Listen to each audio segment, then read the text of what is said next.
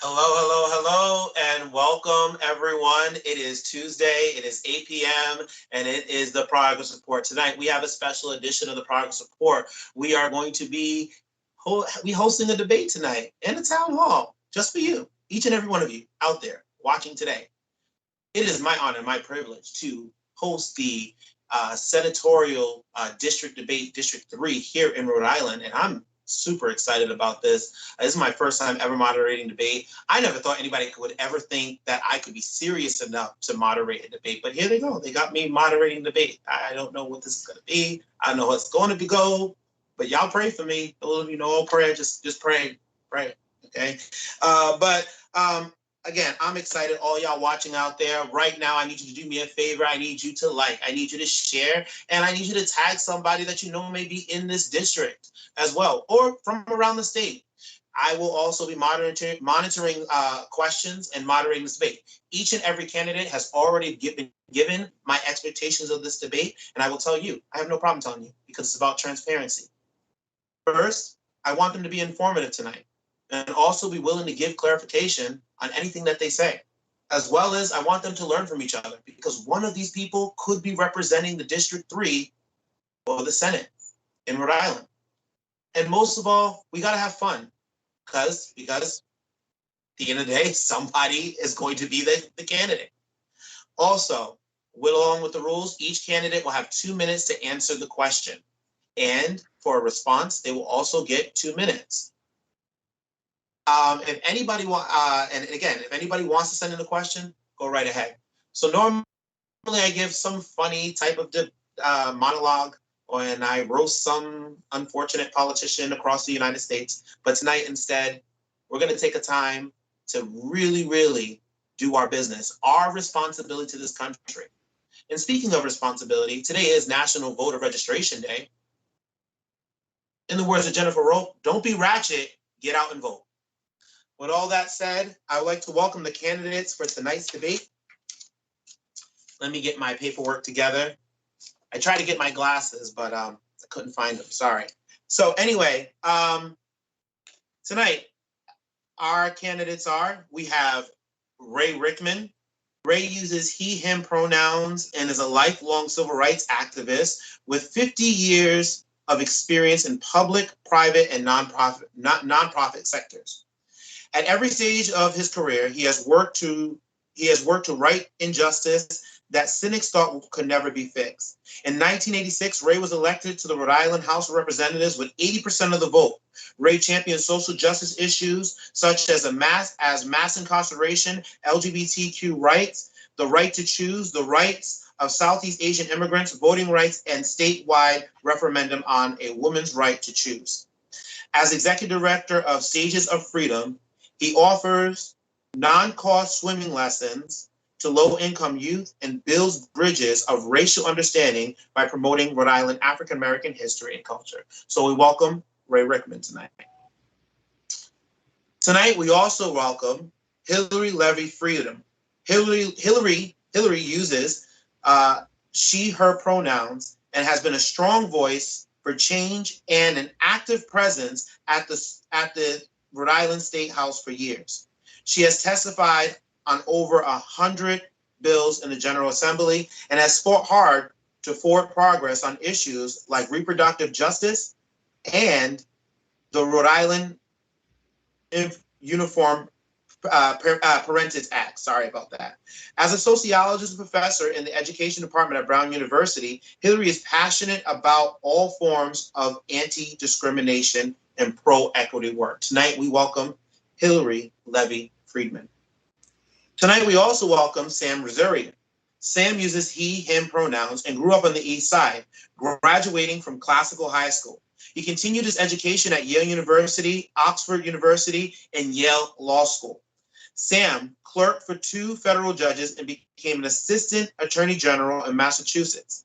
In 1990, Sam and his wife Lauren moved back to the East Side to raise a family. Their children attended the Providence Public Schools for middle school and high school. After serving on the Providence School Board, Sam co-founded a grassroots coalition to reopen and greatly improve Nathan Bishop Middle School. Sam also served on Providence City Council from 2011 to 2018. Tonight, we welcome Sam Zuri. Also, we welcome Brett Jacob. Brett uses he, him pronouns and is committed to racial, economic, and gender justice, and has a track record of achievement on those issues. As a queer biracial person who grew up facing the challenges of poverty brings, sorry about that, Brett has firsthand experience of broken political systems. Brett's leadership with the city of Providence has advanced reforms to the public safety response to 911 calls, a citywide truth and recollection program, an initiative to restore driver's license to low-income residents. In the Rhode Island Senate, Brett says he will keep fighting for education, affordable housing, criminal justice reform, and climate resiliency in the Rhode Island Senate. I welcome all four candidates tonight. There is a fifth candidate in this race, Gina Pham, but unfortunately she could not be with us tonight. So Gina, we hope all is well with you tonight. So how's everyone doing? Wonderful. Wonderful. Okay, so Ray, I'm going to start with you in this order that I introduced you guys. Ray, I'm going to start with you giving your opening statement. You have 2 minutes. So first, I want to thank you very much for creating the progress report and also for putting this gathering together for your viewers tonight. I love this campaign because I have to stop and think about who I am and what I've done and how do I present myself. And in a race like this, it's very interesting on issues involving queer communities. Fascinating. I spent about 4 hours today, not so much in preparation, but in reviewing my work.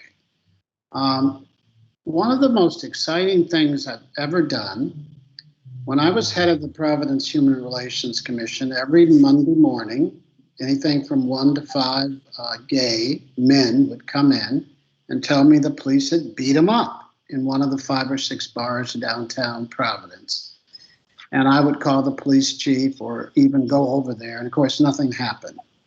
Then we got a new mayor and I went to see him and I told him about it. He called the police chief in. We sat there for an hour and a half. I named the names of the 6 officers who were doing this. And the mayor, new mayor, told the police chief this was to stop. And in the year and a half after that I was at the Providence Human Relations Commission, the police did not go eeny, meeny, miny, mo on Saturday night and beat gay men up in the streets of Providence. I have about 20 of those accomplishments. I love that because it probably involved hundreds of gay men, over a span of 20 years being brutalized by 5 or 6 Providence police officers. I worked to raise the money to pay for Dr. Tall to run a women's AIDS clinic in Mali for 7 years. And it was so fascinating. She'd write me in French. And every once in a while, she'd ask me about women who were not regular women, whatever that meant. And Great. I understand. It sounds like a great story, but I have to stop you there because your time is up. Sorry about that, but I do want to hear that story. I do want to hear the rest of that story. In conclusion, I have been involved in these issues for a very long, wonderful time. Thank you very much, Ray. Hillary, welcome. Thank you so much. I'm really excited to dive into this conversation tonight because I think that collaborative dialogues like this are really what move us forward as a society. So thank you so much to the Progress Report for putting this together and for my fellow candidates, for almost all of us joining tonight. And to everyone who's watching, thank you for being part of this democratic process. So yes, I'm Hillary Levy-Friedman. I go by she, her pronouns. And I'm running for state senate in this wicked fast special election. Week from today, it will be over. So I really believe in the power of listening and taking action. So I'm an ally, an advocate, and a sociologist. I'm raising two sons who should be in bed by now. I'm raising them with an eye towards social justice because I want them to live their lives as their own authentic selves, whatever that may be. I've spent a lot of time at the State House, as you mentioned, fighting to advance equity and justice and anti-discrimination in Rhode Island. And I have ideas about how we can create forward progress in the state together. So in my role as president of the Rhode Island chapter of the National Organization for Women, I worked in coalition with a lot of different progressive organizations across the state, and we were able to have some success on some really big issues. One of them was passing the Reproductive Privacy Act in 2019 to codify the right to safe legal abortion in the state of Rhode Island. In 2020, we passed the Uniform Parentage Act, which expanded parenting rights to be inclusive of LGBTQIA+ families. But meaningful progress only comes with paying attention to detail. And so this year in 2021, I was really happy that we took the solemnization of marriage power out of the General Assembly. Some people might think that that was a purely administrative function, but in fact, it allowed legislators who were still anti same-sex marriage and marriage equality to be able to withhold their votes on some of their bills. And so for me, I live my life with the notion that justice is in the details. And so as a social scientist, I see all of these issues that we're going to cover tonight as deeply interrelated and systemic. And so when I'm crafting policy, that's how I think about things. So I look forward to an invigorating conversation tonight, talking about intersecting issues around justice and equality here in Rhode Island. Thanks so much. No problem. Thank you, Hillary, for being here tonight. Sam. Good evening. My name is Sam Zurier, and I also would like to thank the Progress Report, my fellow candidates, and most of all, everybody watching tonight's discussion for this opportunity to improve the quality of this election, and with it, the quality of our state government. When I moved back to the East Side in 1990 to practice law and raise a family, I found ways to give back to the community for the quality public education I received at Classical High School, through service on our school board, advocating for the successful reopening of Nathan Bishop Middle School and for a more equitable state education aid funding formula, establishing the first alumni association in Rhode Island that contributed private funds to support a public school, and bringing a lawsuit seeking to establish a right to education under Rhode Island's Constitution. My children attended the Providence Public Schools for middle school and high school, and they, as did I, gained a valuable social education by sharing their lives with classmates from across our city and across all walks of life. Through my service on the Providence City Council, I've worked to improve our community through initiatives to save our city from the Category 5 fiscal hurricane, reform our pension system, reduce political influence in the city's redistricting process, and increase equity and diversity in the city's workforce. As a pro bono attorney, I represented city council members who sought to increase the accountability of the state's takeover of the Providence Public Schools, and I represented a South Providence neighborhood group who successfully prevented the siting of a solid waste transfer station, which would have polluted their neighborhood.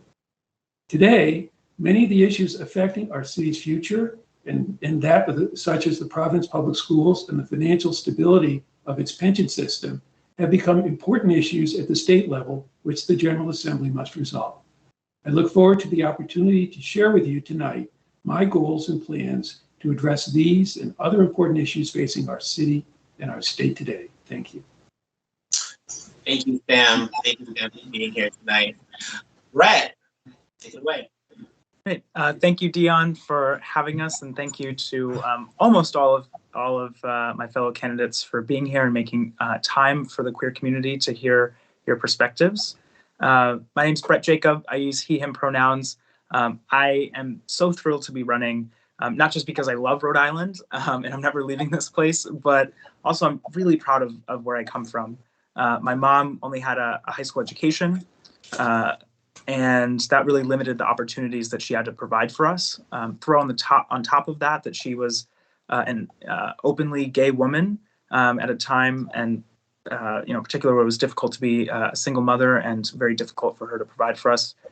She was also arrested when I was 11. And as a result of these sort of intersecting challenges, we experienced homelessness and poverty.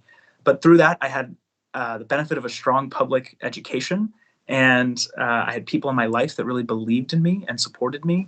And as a result, I'm here now, and I'm running because I believe that all of our public systems need to invest in and provide opportunity for folks the same way that people did for me.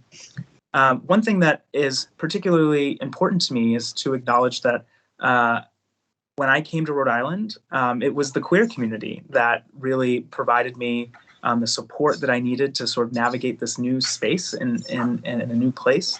And I've seen the power of how our community comes together when we need to address really challenging problems. So during my time as Mr. Gay Rhode Island, really focused on the intersection of what it means to be queer and to also be a professional in the workplace, and hosted a series of events that not only equipped people with the strategies to identify and report discrimination, but also raising money for employers to adopt transgender inclusive policies. And it's this kind of energy and vigor that I want to take to the State House, because it's important that with all of the issues facing our state, we have an intersectional approach that identifies gender identity and expression, sexual orientation, and certainly all of the other identity factors that influence one's experience in this state. So I look forward to talking to you all more about this.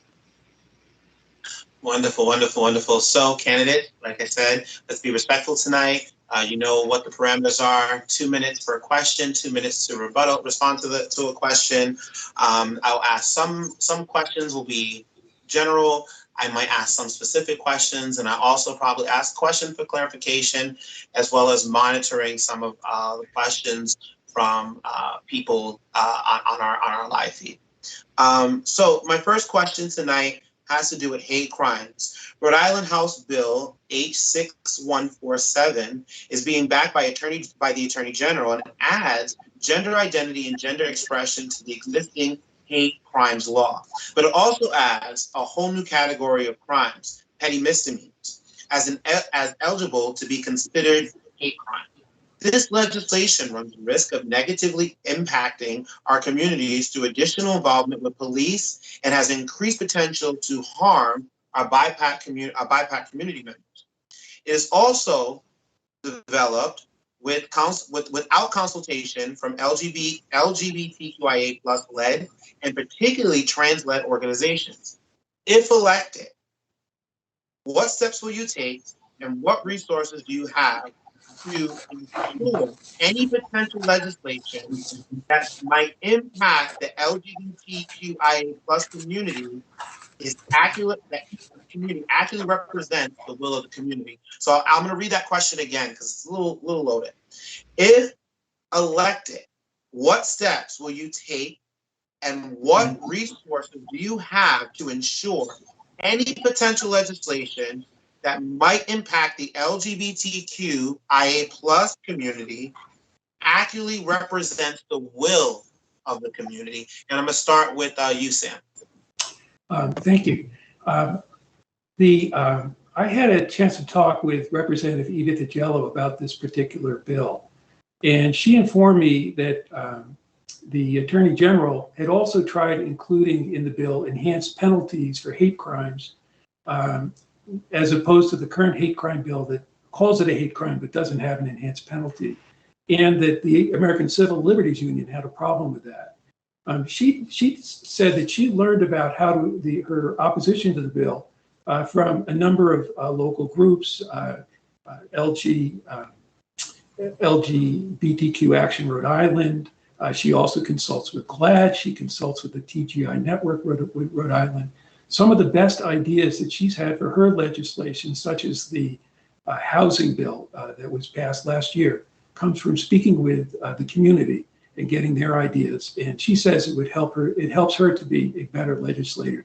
And it's a model I would like to follow if I had the good fortune of being elected to the Rhode Island Senate. Thank you. Hillary, you want to jump in here? Sure. Thanks so much. So as I mentioned in 2019, when we worked so hard on the Reproductive Privacy Act, one of the things that many of us who worked so closely on that campaign and helped lead it often said was nothing about us without us. And, you know, a lot of women worked on that campaign. Not everyone who identifies as a woman worked on that campaign.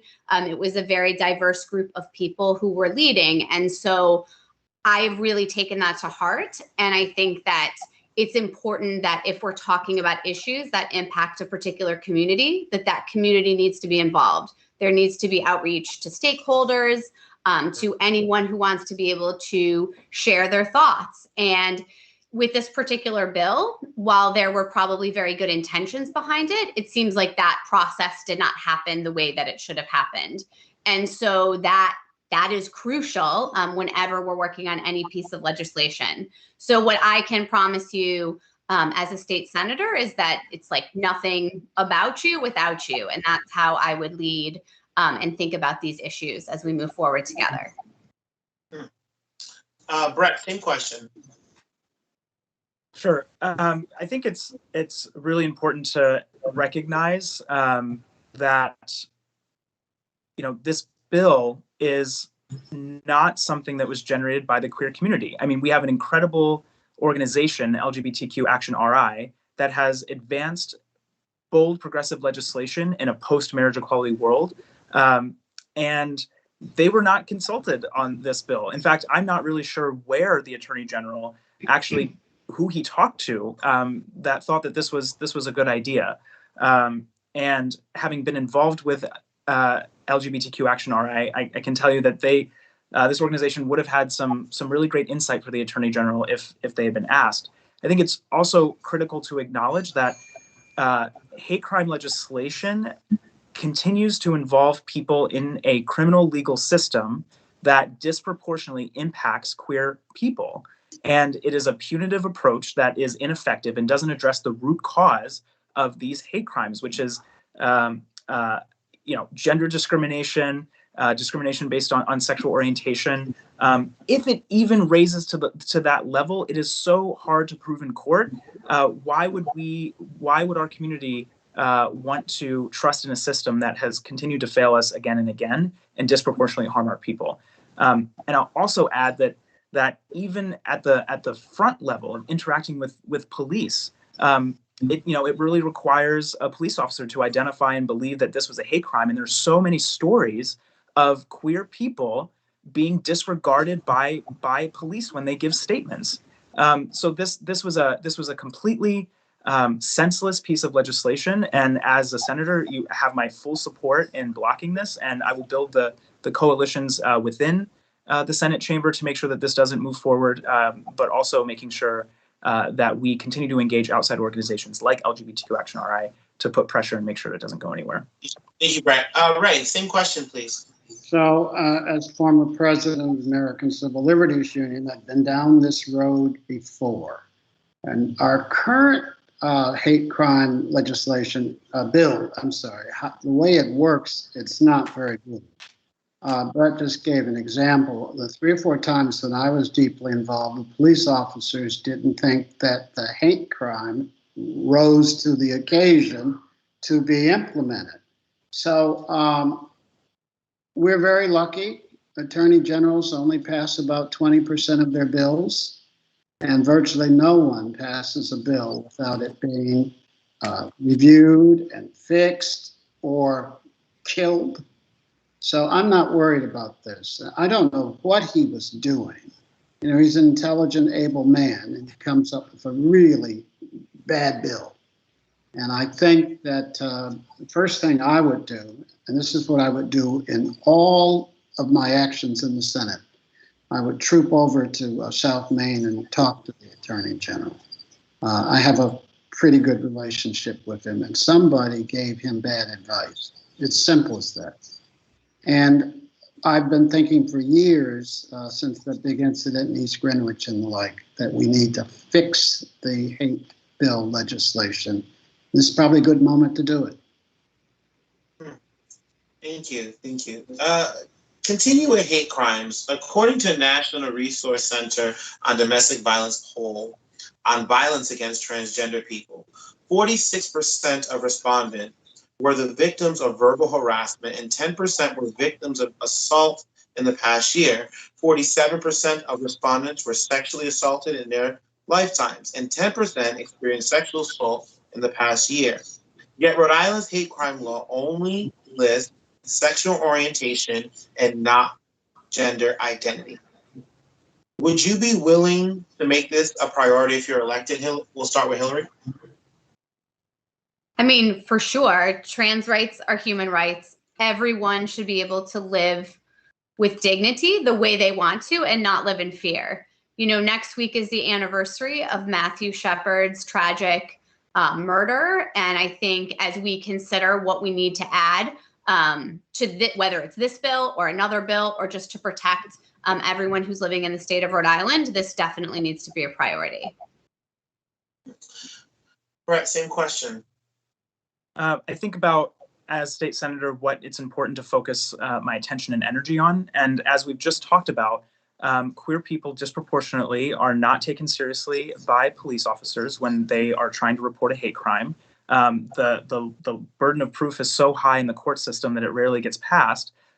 Where do I want to spend my energy adding this? I think it'd be more important to spend my energy passing bills that require comprehensive sex education in our schools that include a gender-inclusive curriculum. I think it's important to pass legislation that includes gender-inclusive curriculum in all of our schools. That's the kind of energy that I would want to put in, a proactive solution that addresses the root cause of these crimes, which is a lack of education and a serious manifestation of transphobia in our system and racism in our system. I would much rather spend energy addressing the root cause rather than being reactive towards this kinds of legislation. Of course, you know, if it came across, you know, my desk, I'd be, you know, interested in it, but my energy is focused on the proactive solution. Right. So when I was a state representative, you know, it sounds like it's a broken record, but people brought bills in that weren't any good and we fixed them. Or we didn't fix them because the leadership wouldn't let us.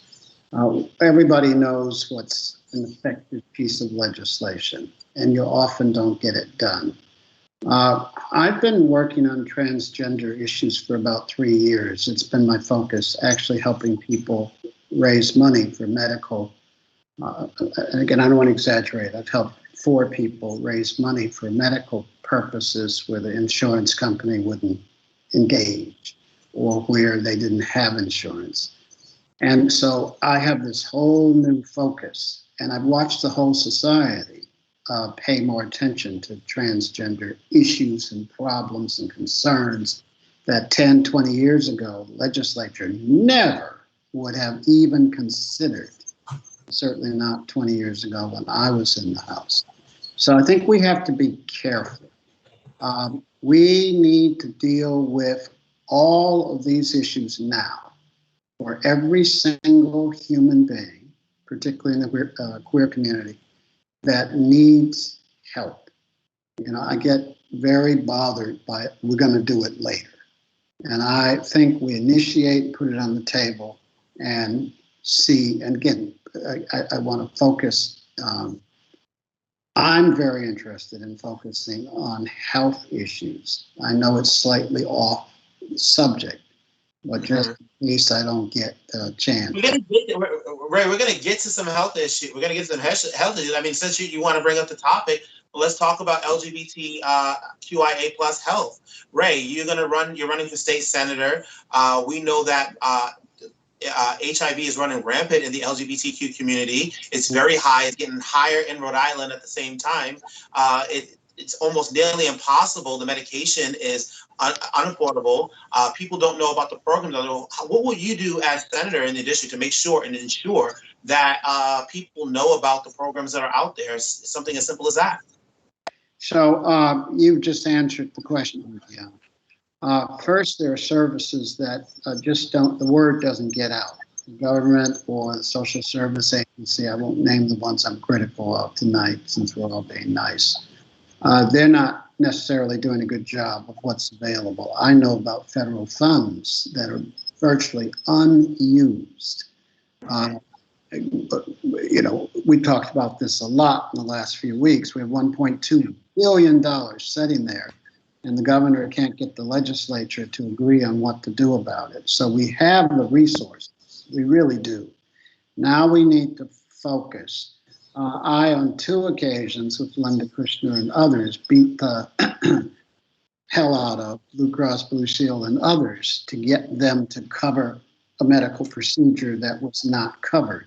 You know, I'm old enough to remember when they didn't want to cover breast cancer. It's unbelievable if you think about it. But Ray, what steps? The question is, what steps would you take if you are elected as senator to be ensured that these programs are taken to your constituency? That's the question. I know what you've done. We can go back down your track record and see what you've done.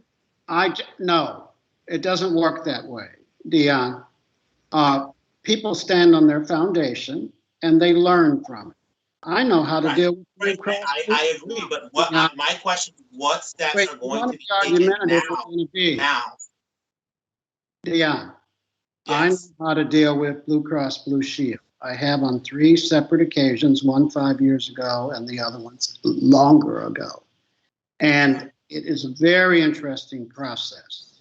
I, as much as anybody on this screen this evening, have dealt with health in Africa, in Detroit, and in Rhode Island, both with doctor to doctor, with Stages of Freedom, with and of course with Shape Up Rhode Island. So I'm not, my time's up, and I'm not going to let you tell me about the present and future, because one of the things I'm running on in this race is I'm competent. I know how, and that's what I bring to the table. And so my experience. I'm not questioning your competency. I'm asking actual. Right. What I'm asking for was actual strategy. What is your strategy on being sure that this gets to the people? That's the question. I didn't say anything about competency. Hillary, would you like to jump in on this question as well? Sure. I mean, I think that we need to make sure that programs are available for people in a wide variety of ways. And so I love that recently, I think it's called Open Doors Health, opened up in Providence right before the pandemic started to focus on members of the LGBTQ community and, you know, different health concerns that everybody in different groups face. And so I think that's really important. And we can think of that in various different ways, right? Like people who live in different parts of the city, different ages, different groups that you're part of. And so I think that that is really important, and making sure that we're meeting people where they are, not making them travel to get the care that they need that's right for them. And so that's something I would really focus on. So there was something, I see your hand up, Sam. Sam, I'm going to let you go ahead and jump on this quickly for 60 seconds. Actually, I was hoping to talk a bit about the trans rights question, which I didn't have a chance to mention. Yeah. I wasn't called on, and I'd just like I'm sorry about that. I'm sorry, I took some time away. Sam, I'm going to give Sam the time to answer that trans rights question, and then right after Sam's done with that, we're going to go to commercial, and then I'll jump into a question that I have cooked up over here. Sorry about that, Sam. No worries. No, I just want to compliment Brett on the answer he gave you about the importance of education in dealing with hate crimes issue. There's a famous saying from the civil rights world that the arc of the moral universe is long, but it bends towards justice. America's progress has certainly been uneven, but the way we increase equality is, first, we pass anti-discrimination laws, then that leads to people having tolerance, and then ultimately, as time passes, more and more people accept a greater notion of equality. Certainly, I am amazed at how much broader-minded my children are than I was at their age about issues that we're talking about tonight. So I think that Brett is absolutely right, that it's not just a matter of battling discrimination, but in the long run, that education will come, and I am optimistic. I mean, look how far we've come with marriage equality in the last 10 years. I'm optimistic that the future is on the side of this cause. Thank you very much, Sam. And again, I apologize about not getting to you on that question. I will do a better job moving forward. But we have to go to a quick commercial break. We got to pay some bills to our sponsors. So we'll be right back. Everybody go get you some tea. Make sure it's hot, because I know mine is. We'll be right back.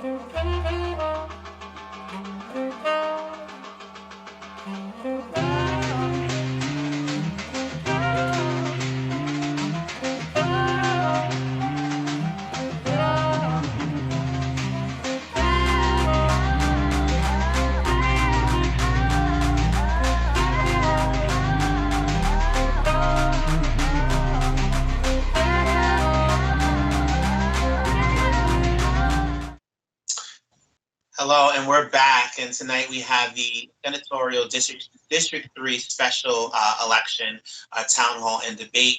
We have Ray Rickman, Sam Zuria, Hillary Levy-Friedman, and Brett Jacobs here having the discussion. Before we went to break, we talked about a couple of issues, but there was something that, Ray, that you had brought up. You said about $1.25 billion. Right, you had brought that up. For the past couple of weeks, a couple weeks ago, I had Executive Director of the Political Collaborative, Jennifer Rhode, and I've had Executive Director Harrison Tuttle as well here on the show from BLM Rhode Island PAC. And we talked about ways we can take that $1.2 billion, and we were playing around with it, and we talked about the homelessness. And Jennifer Rhode said something. This is an off-the-cuff question. She said it would take $700 million to end homelessness. What is anybody's thoughts on that? And you can just raise your hand, like process it, and then raise your hand if you want to just jump in on that one. Yeah, happy to jump in here, Dion. I think that housing and homelessness is an issue that disproportionately impacts the queer community, particularly our trans community. There was an event held by Transaction Rhode Island and the Rhode Island Department of Health that really detailed the insidious and sometimes explicit discrimination that our transgender community faces when trying to access any amount of housing, whether it's a landlord that refuses to rent as soon as somebody shows up based on their appearance.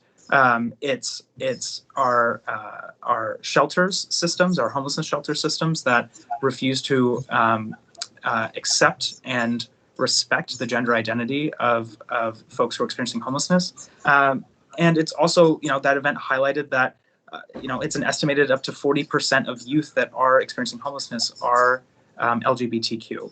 So we absolutely can and do have an opportunity in Rhode Island to end homelessness through these art funds. The number I think is might be different, but we absolutely can and should end homelessness. But if we're going to spend these dollars, we need to invest them with keeping our most marginalized communities in mind. That means having Black trans women at the table to make these decisions of how this money is spent and what program design looks like as we're building permanent supportive housing for folks that address the myriad of other challenges. We know that homelessness is not just the challenge in and of itself. There are challenges with behavioral health. There are challenges with entering the workforce. And those full wraparound services need to be catered to the communities that need them most. So I think we have a great opportunity to end homelessness, and we have an opportunity to do it in an intersectional way that addresses our most marginalized residents. Thank you, Brett. Anybody else want to jump in on that? Dan? Sure. I think that, as Brett said, we'd have to look at the data as far as where they got that $700 million number.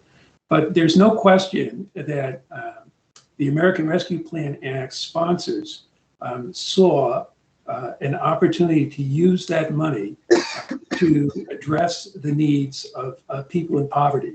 And the homeless population is included in that. And they specifically said that affordable housing was something that the money could be used for. So there is room to think of bold ideas involving several $100 million of the money for that purpose. With that said, I don't know if it would be possible to spend $700 million on one project in 4 years, which is the time limit that Congress has put for spending this money. And that is why the state is currently going through a process of engagement. They're holding public meetings to define the priorities. Those will be constrained by what Congress says. There are a lot of pet projects people would love to do that would not be permitted under the American Rescue Plan Act. But a great investment in housing for people in disadvantaged populations is something that needs to be done and should be a major source of investment of those funds. Thank you, Sam. Hillary? Oh, yeah, Hillary, go ahead.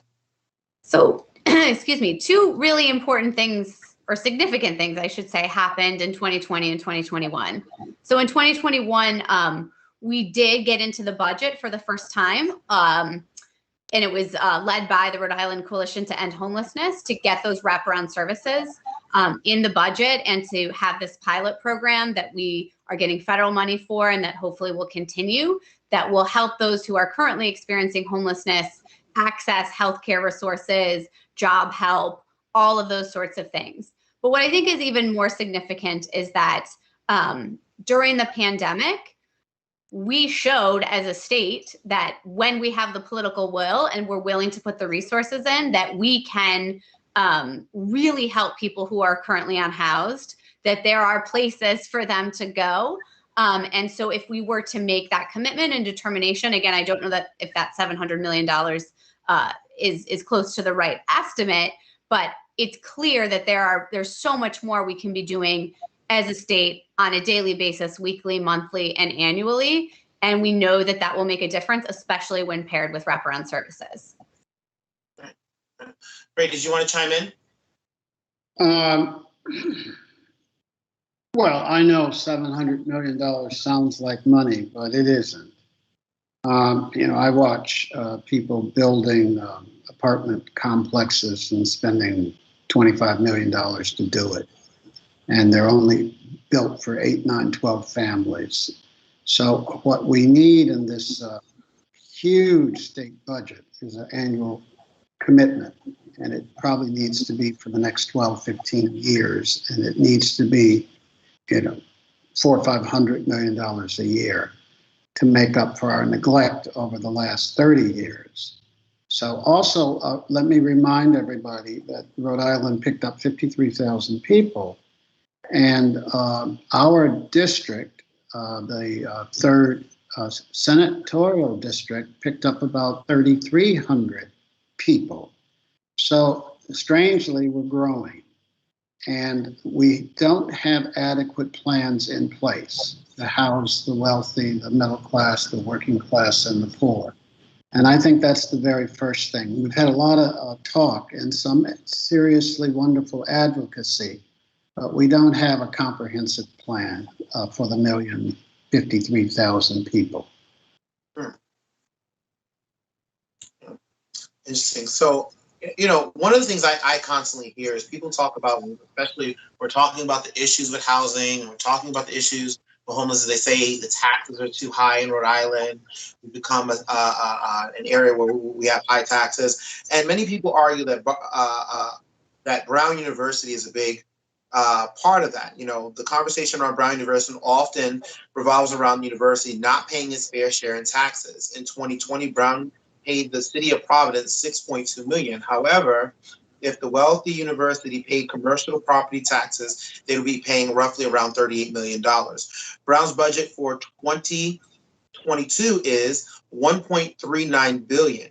Brown contributes less than 0.05 of its entire budget to the city. Would you consider a review of the Rhode Island nonprofit tax law in order to address the disparity between these huge nonprofit organizations' budgets and how they contribute to their neighborhoods? We're going to start with Brett on this. No, sorry, we're going to start with Hillary on this one. I'm sorry about that. Yeah, so any large nonprofit institution should not be allowed to free ride on city or state services, but you're focusing on city. So I think that's particularly important here. And, there's a agreement that not just Brown, but other large nonprofits negotiate with the city, on a regular basis called pilot payment in lieu of taxes. And so that's an agreement that those institutions come to with the city. And again, that will be up for review with Brown and the city of Providence very soon. I think, again, the bigger issue is that we need to be able to make sure that these large institutions like Brown that are using city services are also contributing. And so taxes is one way for that to happen, but there are other ways for that to happen. Brown University made a commitment under the previous president to give a certain amount of money to the Providence Public School District, and that promise is making some progress now, but is far from fulfilled. And so I think we need to the senator needs to keep pushing on that, develop those relationships, and find other ways to work with these amazing institutions that exist in Providence and in the state, and to leverage that to help all kinds of people in different ways. Thank you. Brett. Yeah, so Brown University and other large nonprofit institutions, particularly Rhode Island Hospital, have a really, unfortunate, sad history of displacing residents, particularly residents of color, out of their neighborhoods and destroying neighborhoods and contributing to the generational wealth gap that we see in our city. And absolutely, they need to pay their fair share. They draw on resources just like the rest of us, and they need to contribute to the vitality of our neighborhoods just like the rest of us. And the city, this is really a city issue, in that the city needs to negotiate strong agreements to get payments in lieu of taxes. There's a negotiation, those contracts expire in 2023, which means the next senator needs to start building a coalition of people, both within the Senate and outside of the Senate, to make sure that we are putting adequate pressure on these institutions to come to the table prepared to shell out resources that our communities desperately need. But Brown University and Rhode Island Hospital aren't the only people or the only institutions that can offer up more resources to help our communities in need.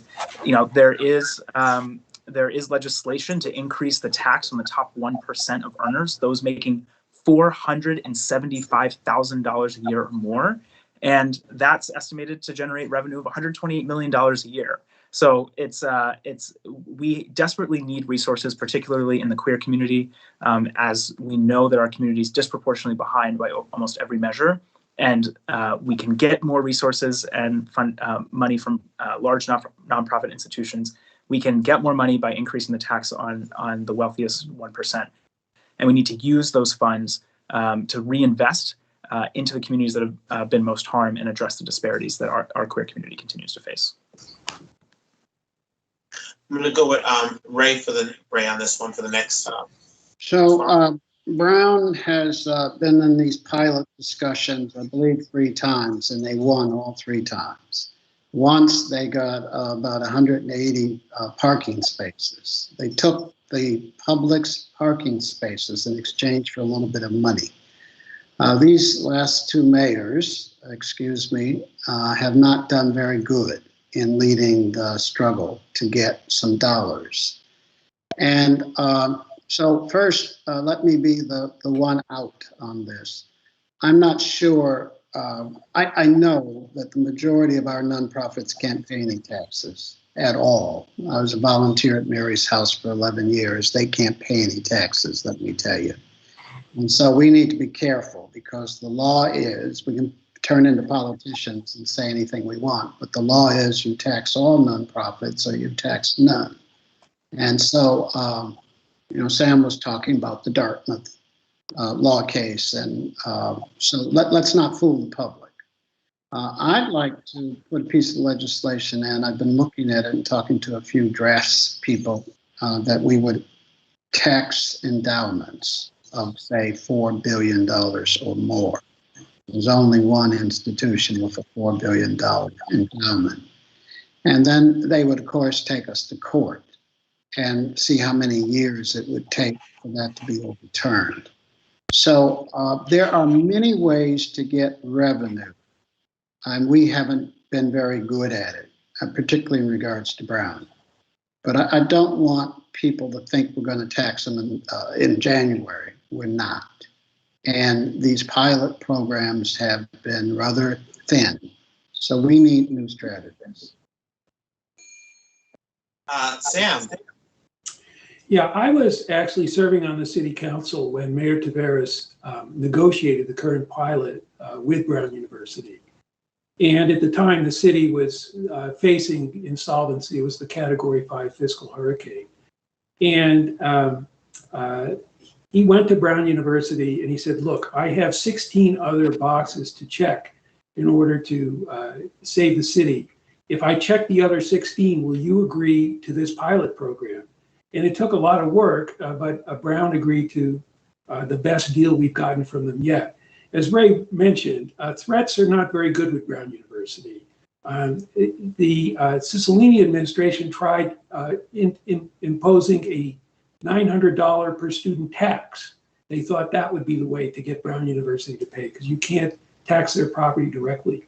That did not go anywhere in the General Assembly. The hospitals, they have a different issue. They get this licensing fee from Medicaid, and they hand the money over to the state. And because of that, the General Assembly is inclined not to trouble them. And also they have charity care, which uses up a lot of their budget. So even though the burden of the hospitals is on local communities, the state gets the money from that licensing fee. You put all this together, and the best solution I can come up with is to have greater state aid to alleviate the burden of hosting nonprofit or tax-exempt agencies. In Rhode Island currently, it's at 27%. Providence gets 27% of the tax revenue it would otherwise receive. In Connecticut, it's 44% for state-owned buildings and 75% for buildings owned by tax exempts.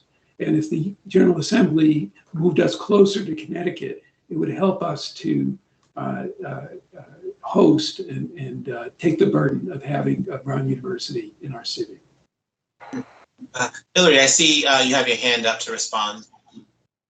I just wanted to say one thing really quickly. However we generate tax revenue, whether it's off of individuals through an income tax or through big nonprofits, we can't pre-earmark those funds to go to a particular program or funding stream. I mean, surely, definitely budgets are moral documents.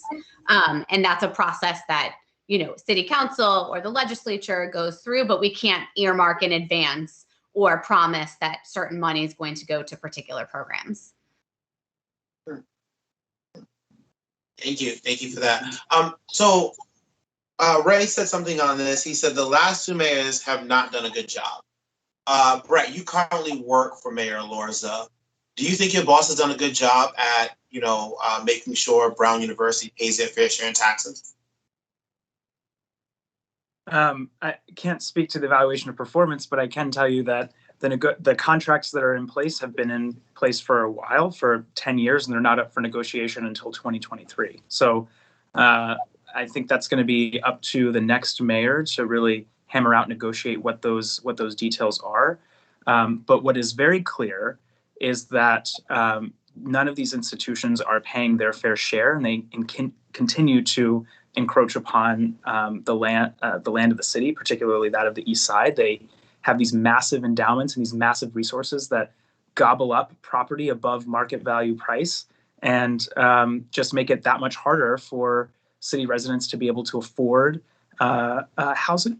Excuse me, making it that much harder for city residents who have been here for a long time to continue to afford staying where they are. They actively contribute to displacement of families, and we need to hold them accountable for that, but also demand that they generate resources that are going to help us address these disparities. That's just the bottom line. Anybody else want to respond before I move on? Yes, there are many ways to play hardball. Brown University has put up 6 or 7 very nice buildings, as far as I'm concerned, but recently, in the last 4 or 5 years. But but 3 of them have gotten rid of taxpayers' property that we got some taxes from in exchange for them putting up these buildings. Now, Brown owns about 45 vacant lots. They could do infill. I'm not trying to stop the growth of the university, but they don't need to be getting rid of tax properties. So I want to say I can think of 10 things a mayor can do. And one of them, we, the citizens of College Hill, have to have a war with Brown every 3 years when they get ready to tear down 5 more historic buildings. And every single time they get to do it, they make a game. We won't tear down 5, we'll tear down 3. And then the mayor says, okay. It's absurd. I have fun. I have this letter and I send it in and I say, I live in Barn Street in an 1855 house and I would like to tear it down because I own a double lot and build a brand new house, 3 stories that I could sell for $3 million. And Historic Preservation calls me up and says, are you joking? But Brown has done this 30 times in the last 20 years. Because the city of Providence waives the law. It's absurd. So I'm not buying this, that a mayor can't do anything, because I can tell you 10 things the mayor could do. Thank you. Okay. Anybody else want to respond to that? No? Okay. Sorry, Sam. Yeah, no, I think that Ray's fighting spirit could be advantageous to the city in these negotiations. But just to add a little bit to Brown's advantages, they have carved out something called an institutional zone, which sits in the zoning ordinance. And there would be legal challenges if the city tried to enforce rules against Brown in that zone that wouldn't apply to other people. Ray mentioned that his house is in a historical district, and that creates extra protections for that property. And it's up to the citizens who live in a given neighborhood to impose the historic district requirements on that neighborhood. And if Brown University has property in that area, then yes, it'll be more difficult for them to expand. So I agree with Ray that we have to be tough. It might be very, very difficult to stop Brown unless we took a very comprehensive approach to our zoning code and a number of other areas. Dion, can I say one other thing? City controls zoning. They gave it, they can take it away. Not always. Hillary. Well, one thing we were successful with recently is that we did expand the historic district to cover much more of campus, and that happened just this year, very recently. But a lot of these issues are city issues and less that we could impact legislatively. But I know that there is a mayoral race in 2022, so some people might want to throw their hat in the ring for that. That's true. I don't want. I like how you're trying to get rid of some of your opponents there, right there.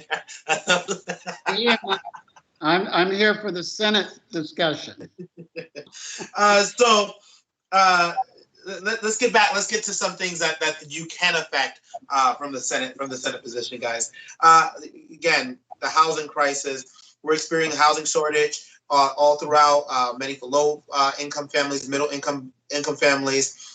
If there is even if there is a middle income anymore.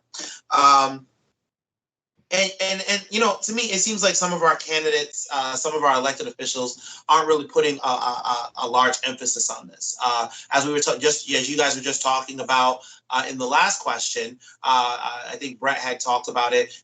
Families being displaced from homes that have lived in those homes for many, many years, and we see all across the nation. There's this huge push to either have some type of rent freeze or to push for some. Would you guys support legislation telling landlords, hey, look, we need you to just freeze rent for a moment because people can't live?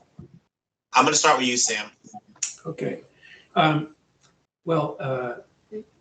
Another tool we have in the current eviction crisis is $50 million that the federal government awarded to the state for the Emergency Rental Assistance Program as part of the American Rescue Plan Act. And unfortunately, the state has not done a very good job making that money available for people to avoid eviction. And there's a lot of bureaucracy and red tape. It's to be fair to the state, we're not the only state with this particular problem. But I think that one thing that the Senate can do is hold oversight hearings, bring in the Rhode Island housing officials and say, you have $50 million in the bank. Why aren't you doing more to keep people from being evicted? Another tool that I think we have at the state level is that a number of cities and towns have restrictive zoning rules that prevent the growth of affordable housing. Our state is set up in such a way that our General Assembly grants authority to cities and towns. And if the General Assembly or the state wanted to, it could go to our suburban towns and say, look, your zoning rules are not allowing people to live there unless they're very wealthy. And we are going to change your zoning rules ourselves if you don't want to do it. So, Providence does have a problem with affordable housing. However, if you compare our problem with the suburban communities, it doesn't take long to see that we could address much more of this problem if the state took action and got them to do a better job of changing their zoning codes to allow more affordable housing. Thank you, Sam. Brett. Yeah, thank you. And agree that it is absolutely challenging and onerous to build affordable housing in this state. And it is really important, Dion, that you mentioned that, our current elected officials have not done enough. And I think part of that is not enough elected officials know what it's like to experience homelessness. I do. As a kid experiencing homelessness, I know how hard it was. During the time that I was homeless, wasn't going to school. My mom couldn't make good medical decisions for our family, and she wasn't working. And when you know what that's like, you know that the solution is simpler than this complex bureaucracy of problems. When you don't have a home, you know how urgent it is to just build home, to build housing. And we need bold leadership that is going to say we're going to dedicate a permanent stream of funding to continue production of houses. But we also need to make sure that we're addressing some of the underlying root causes of this of the affordable housing crisis, which is this profit motive. That in order for a developer to be enticed to build property, they need to turn a profit. And I think it's really important that we remove that by investing boldly in public housing. So that I think it's important for development that we have housing that's built, but that we really look to address some of the underlying causes of this affordability by removing the profit motive. So that's the sort of bold and innovative thinking that we need. Is not how do we enhance the system to produce more, but how do we begin to examine the actual structure of the system that addresses the underlying root causes of the challenges we're facing. And I can tell you that that's going to be challenging, but it takes building broad coalitions of people, both inside the Senate and outside the Senate, to do this work. And I've done that work, and am committed to doing it if elected. Hillary. So look, we have a housing crisis in Rhode Island. This is not new. This has been happening for a long time. We have the oldest housing stock in the country. That applies in Providence and in the state more generally. What the pandemic has done is lay bare this crisis and shown people just how acute it is. And because of the federal COVID funds, we have a once in a generation opportunity to really make a difference here. And this is exactly what we should be using the federal COVID funds for, not just to help prevent evictions, but actually to build new housing stock. I mean, over the past several years when I've been involved with affordable housing issues through the United Way Public Policy Committee and different affordable housing work, there was always talk about building new things, but also rehabbing current units. And the reality is those units, we know that cases of lead poisoning in kids have gone up, both because of lead paint that's been on the walls for years and years, and also lead pipes. And so, for me, I'm getting closer to the point of like, we can't remediate a lot of these structures. We actually need to build new things and start over. And with that opportunity, with this money, we can start over and really, really, again, connect a lot of systems and think in this way. So just to give you an example, about 50% of the kids who are in care, state care in the state of Rhode Island right now, have not been reunified with kin because of housing issues, because the state puts a lot of restrictions on, a child to be placed with kin or to be reunified with their family needs their own room, for example. So why are we building 1 and 2 bedroom units when we should be building bigger units?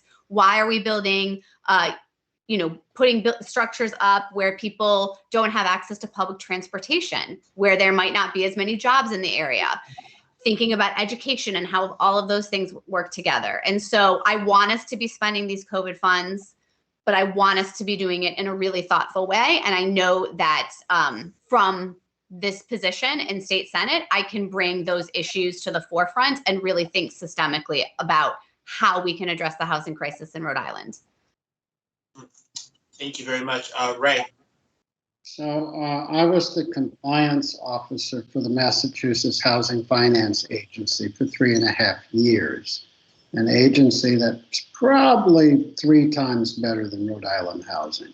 Effective, quick, unfortunately 90% of what they build is elderly housing, but still they get it done.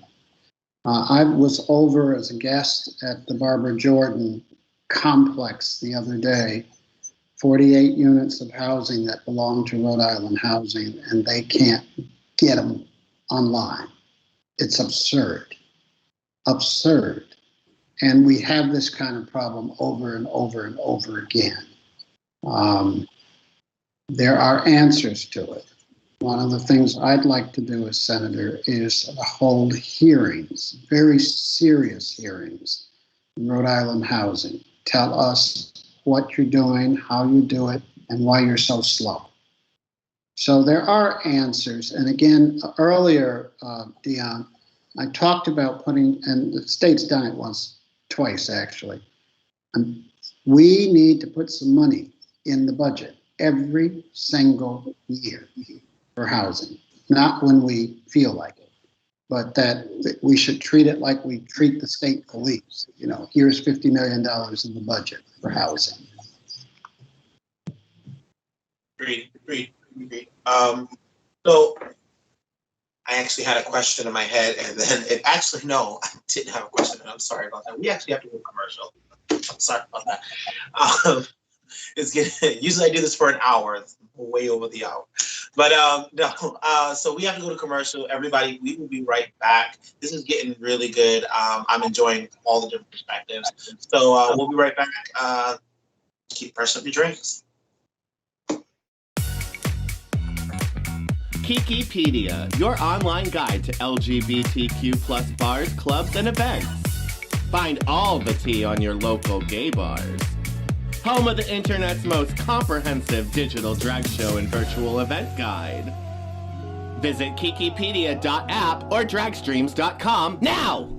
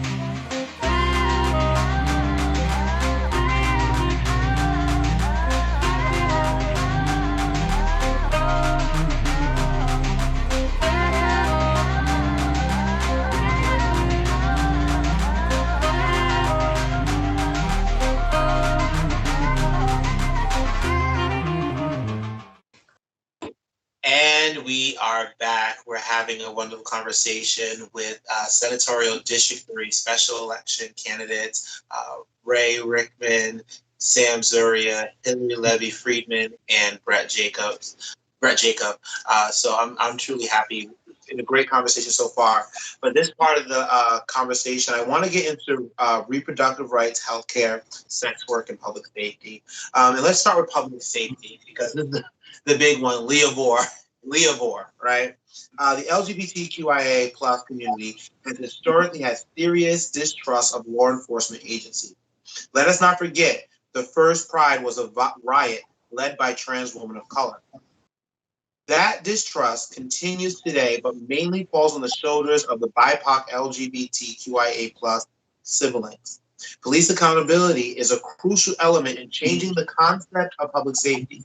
Rhode Island is one of only a few states with the Law Enforcement Officers Bill of Rights, Leah Vore. Most critics of Leah Vore say it makes holding officers accountable nearly impossible. Leah Vore was created in the 1970s to protect officers that had to make impossible decisions, from being disciplined or fired for having to make that decision.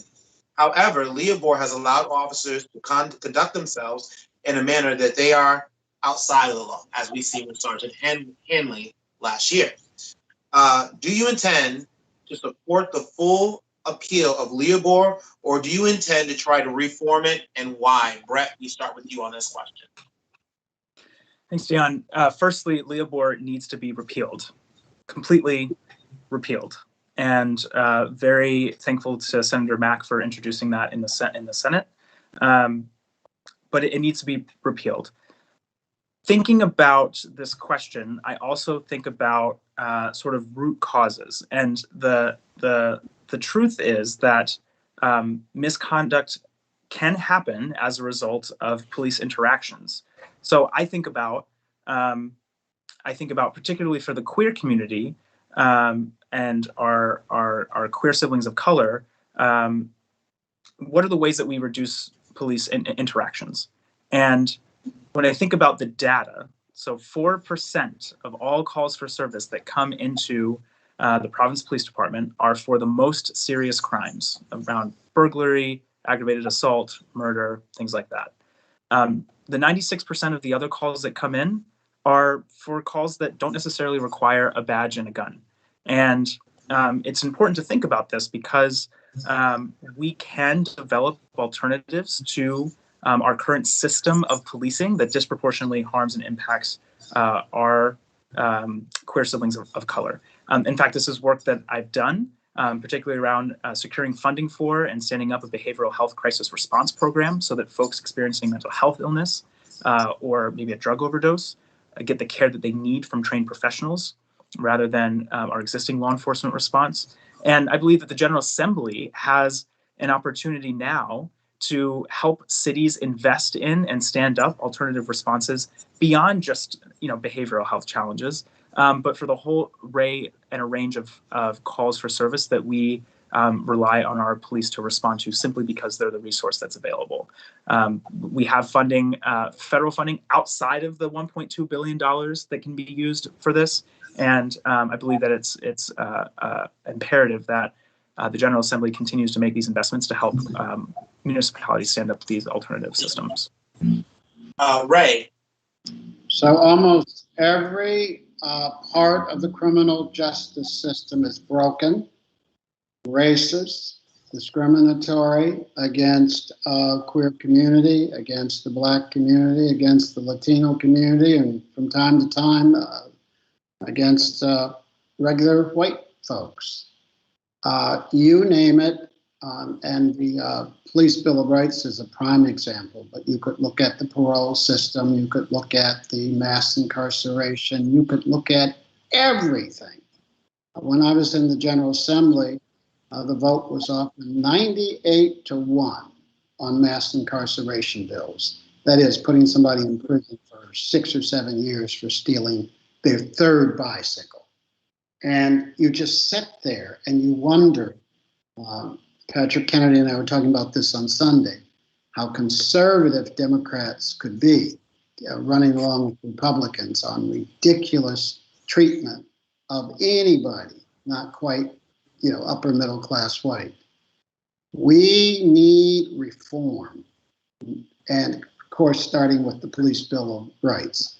I thought we were going to get some. We've had a whole year plus of discussion about a system that is bad and didn't go bad. I love these conversations. I get angry all the time because, as far back as I can remember, and of course, being a historian, I know why police forces were created in the 1820s, 30s, 40s, in order to brutalize Black people.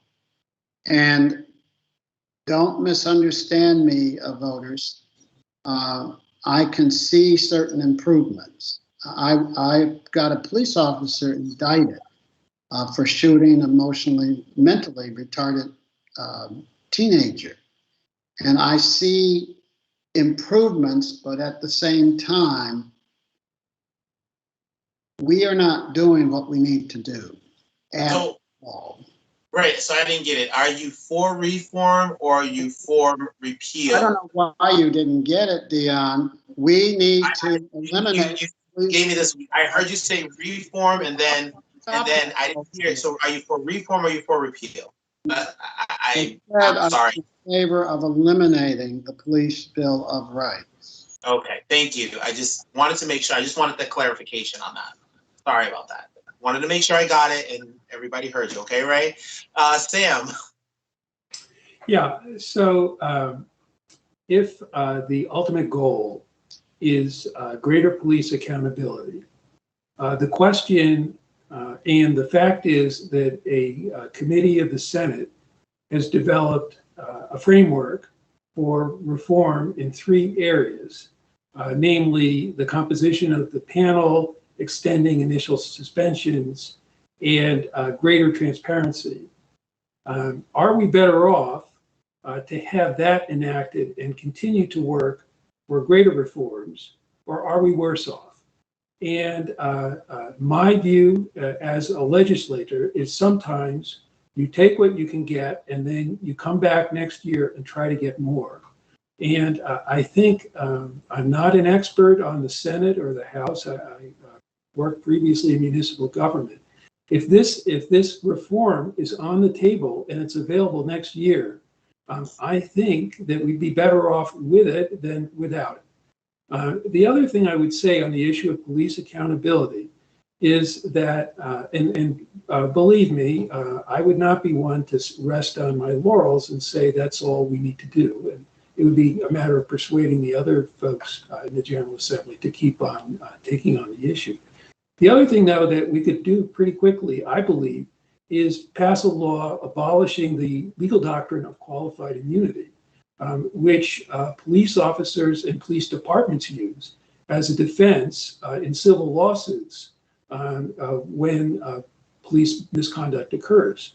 And if these lawsuits were allowed to go forward and they were successful, they would bring about accountability in the way that, for example, product liability suits have made manufacturers adopt safer practices. So I'd like to see reform next year and also an abolition of qualified immunity.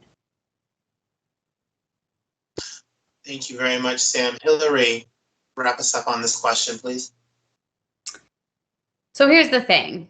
If George Floyd had been murdered in Rhode Island, that officer would have gotten like 2 days suspension and been able to continue to collect a paycheck. And that's totally unacceptable. Part of the reason that would have happened is because of LEOBOR, the Law Enforcement Officers Bill of Rights. So doing nothing is not an option. And I'm extremely disappointed that in 2021, the General Assembly did not pass any legislation to address this issue. Now, I testified in the House hearing, which covered many of the bills that were out there addressing police reform and specifically Law Enforcement Officers Bill of Rights. And this was in 2021, but I felt like I was back in the last decade because I actually ended up waiting on the phone for 2 hours. So the days when we waited for hours and hours to testify in person, I got to do on the phone. But because of that, I really got to listen to what different legislators and other members of the public were saying about this issue. And I really learned a lot. So I was on testifying because of many people that I had spoken with that we should reform the Law Enforcement Officers' Bill of Rights. But because there's not a same bill in both chambers, so in order to pass a bill into law, we have to pass the exact same bill in the Senate and in the House before it goes to the governor's desk.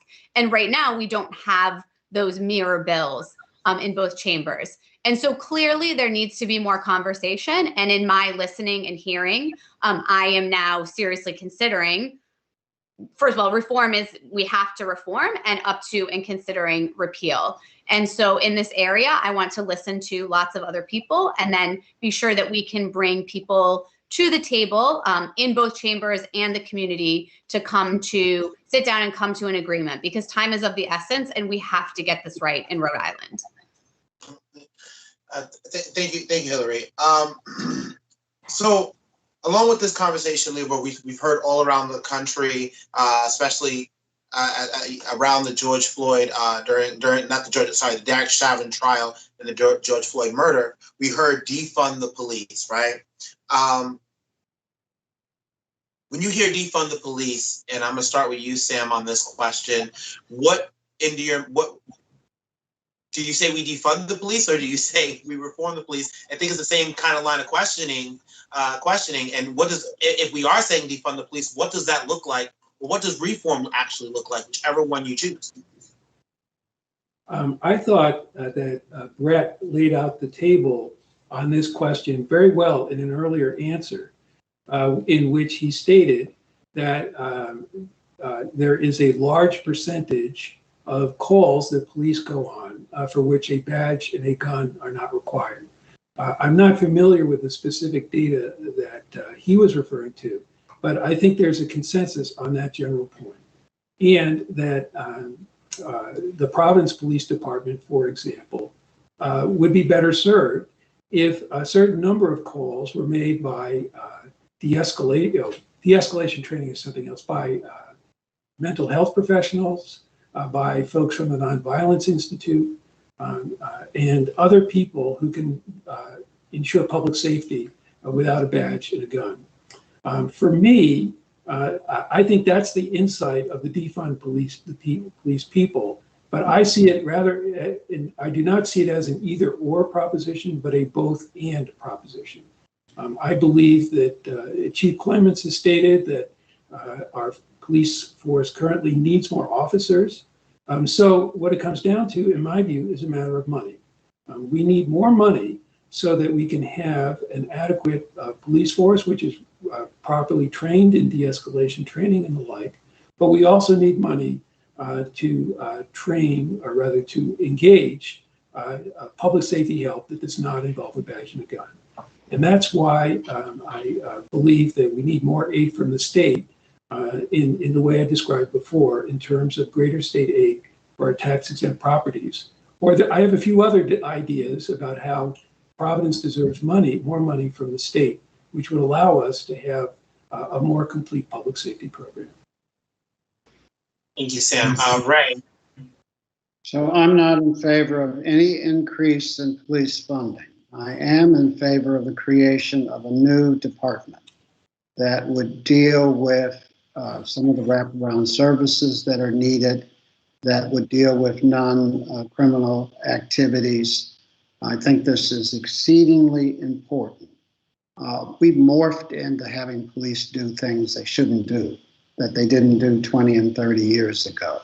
That happens when you have a big agency. They either grab for more things to do so they can get more money, or it just falls on their shoulders because there's nobody else to do it. So I'm in favor of not another dime at this time. I am in favor of creating this immediately.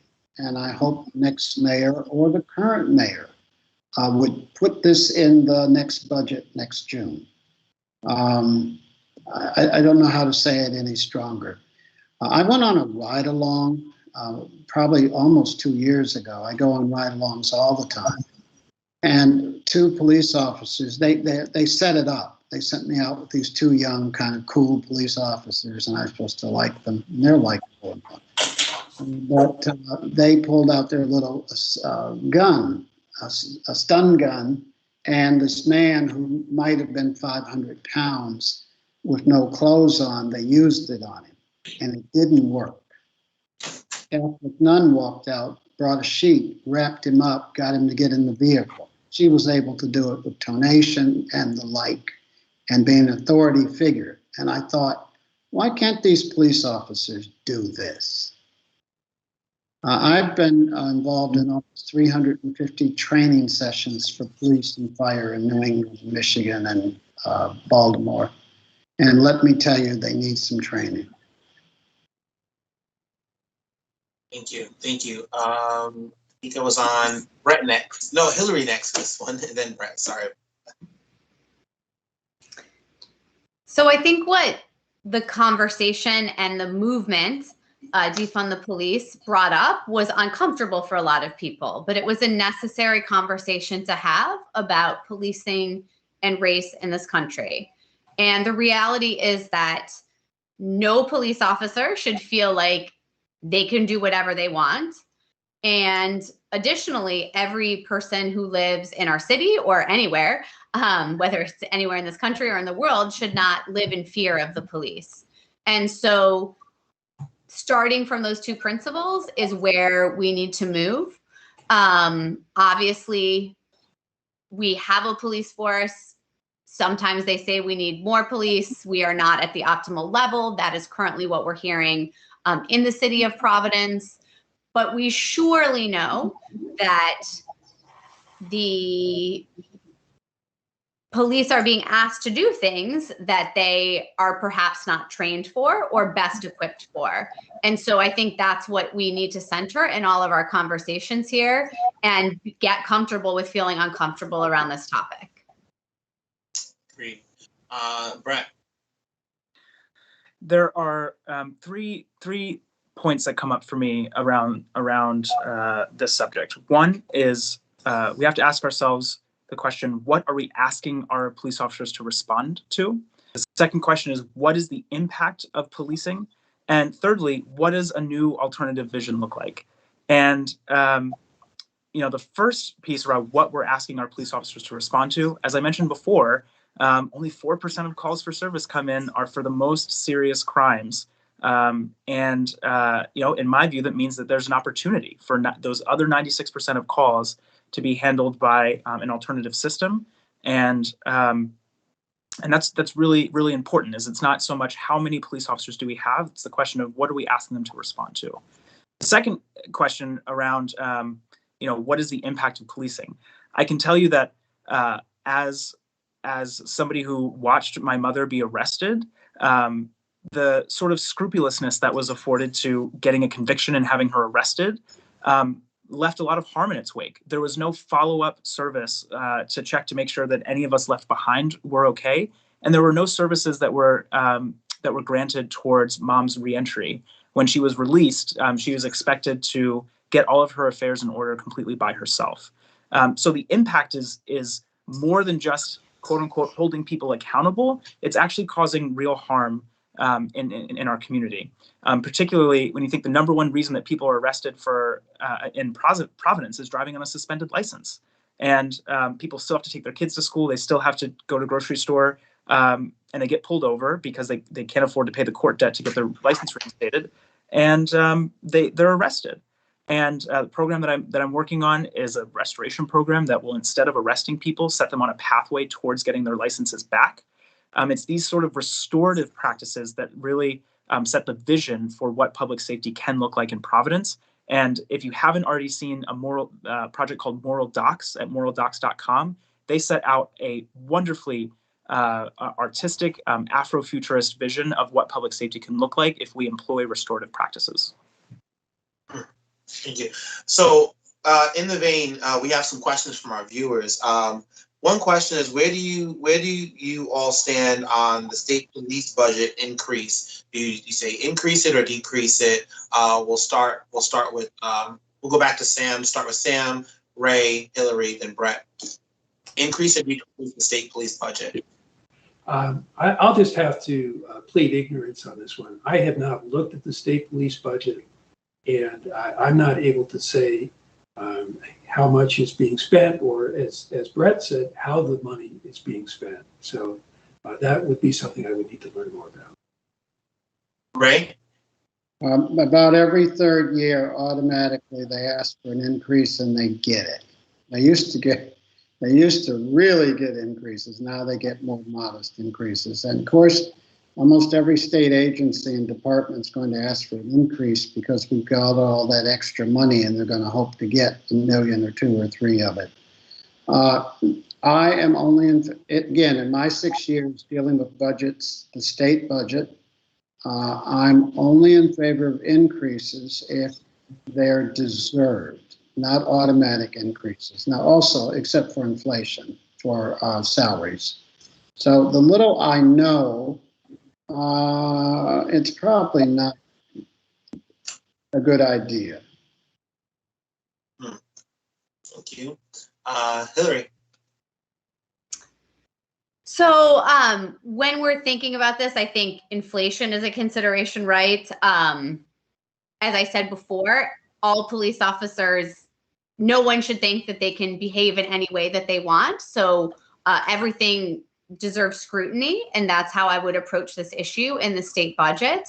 I also think it's a big issue that we have militarized parts of the state police, and that is definitely a concern. And so I wouldn't want funding to be going toward militarizing the state police, but rather addressing, public safety concerns that we really need to address for the state as a whole. So everything is up for review, and we just have to be careful in our scrutinization. Thank you. Brett? Similar to, well, actually, I'd like to also plead the vein of ignorance here in that haven't reviewed this particular proposal, but my approach to reviewing this kind of proposal is the same. It's what are our officers responding to, and what is the impact of their response? I mean, we have people who are unsheltered, we have kids that go to school hungry, we have crumbling schools that are falling apart, and I think there's a really great opportunity. This question of what we're asking our officers to respond to and what we're spending our money on presents an incredible opportunity for the General Assembly to come together and invest in the basic needs of residents that address some of the underlying contributors of crime and address address more restorative practices. So, yeah. Ray, I see you had your hand up. Yes, so here's my moment. State government doesn't do what it's supposed to do for the core cities, Central Falls, Pawtucket, Providence, even West Warwick, because our environmental money is spent out, 98% of it, out in Burlingame State Park. Our state police, other than Exeter, they're out in the woods or on the highway, and very seldom do they assist us. One of the things that I hope to do in January is start to prepare some legislation that puts a requirement in that a certain percentage of each budget of each department's budget be spent in the core cities. So state police, I was looking at their budget the other day, like 20% of that spent in Providence, Pawtucket, Central Falls. Currently, they spend probably 1/4 of 1% of their money here. They don't even guard the state capitol. So this is our chance to look at how this money is spent, and is any of it ever spent on us, the 80% who live within 8 miles of the Capitol building. All right, go ahead, Sam. Yeah, I'd like to second Ray's motion, and he's onto something that goes beyond other state programs. It includes the education, state aid to education funding formula. That formula has the appearance of being something that helps students most in need, but at various steps, it shortchanges children of color, children in poor property communities and the like. And I think that to accomplish the types of changes that Providence needs that Ray has outlined, that our senators should be making friends with the senators from the inner core, from Woonsocket, Central Falls, Pawtucket, and West Warwick, and form some kind of block and say, we have all these problems in common, and we would like to put forward an agenda for the rest of the state to consider. Because, for example, in the case of the funding formula, the Senate president was from Newport, and she turned that funding formula inside out to get all kinds of money to Newport, where Newport had 3 times as much property value per student as the average city or town in Rhode Island. So, Ray, I second your motion, and I think that a strategy would be for the Providence delegation as a whole to start making friends with other senatorial delegations in the urban core. I want to, before, because we're starting to run out of time, I also want to ask another question from the audience, and just very quickly, just one yes or no. Do you agree with police in schools, Ray? Yes or no? I didn't understand your question. Do you agree with police officers in schools, in public schools? No, except when they're called for an incident. No. Sam, do you agree with police officers in schools as resource officers? I see a use for some student resource officers properly trained in some schools. Okay. Brett? No. No. Hillary? No. No. Okay, thank you. I want to get over to reproductive rights. As we've seen recently, Texas has put on some of the most stringent reproductive rights. Basically, if somebody, a third party, brings someone to get an abortion or talks to someone about abortion, a third party person that's overhears the conversation or sees it, they can now sue that person. This law in Texas has alarmed women and championed women everywhere. And I'm gonna say this, as y'all know, all my viewers on Progress Report, I am a feminist, hands down. I believe if you don't have a reproductive system, you should not be given an opinion on it. But I'm not running for public office. So I want to start with Hillary on this question. Take it away. I'm sorry. I can't stand that. I can't stand this law, to be honest with you. So I had to get into it. I'm sorry. You're like, there's no question. Just share your feelings and thoughts, because this is like beyond the pale. So yes, let me go. So this is a draconian law. It's unconstitutional. It is deeply, deeply, deeply concerning what the Supreme Court of the United States is doing. And I'm very concerned for the December hearing about the Mississippi law that will be heard then. Look, we said, well, we've been saying for a while, right? Roe is coming up on its 50th anniversary. Can't believe we're still talking about this. But when the man whom we shall not name became president, women everywhere, but especially in Rhode Island, we said, we've got to get these bad laws off the books. There is this sense of urgency. Roe could be overturned. And a bunch of the older men were like, no, like, all of you sit down, don't worry, everything will be fine.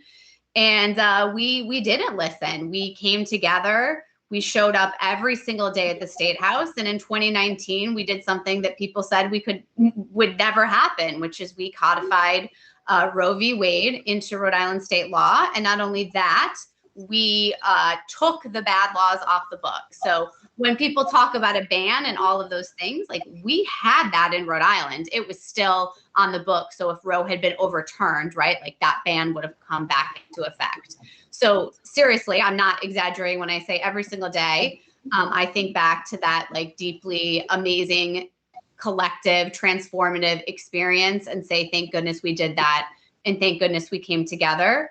And the relationships that I built in that time and the experience I had working in coalition, working in the advocacy space, going up, like I said, to the State House every single day, is what has, partly motivated me to run for office and to show me that I know I can be effective and work, in the State House in various ways and make change happen. So we did that for reproductive rights. We know there's a lot more to go when it comes to those issues, but there's also issues we can apply those lessons to, like gun violence prevention, and many other things.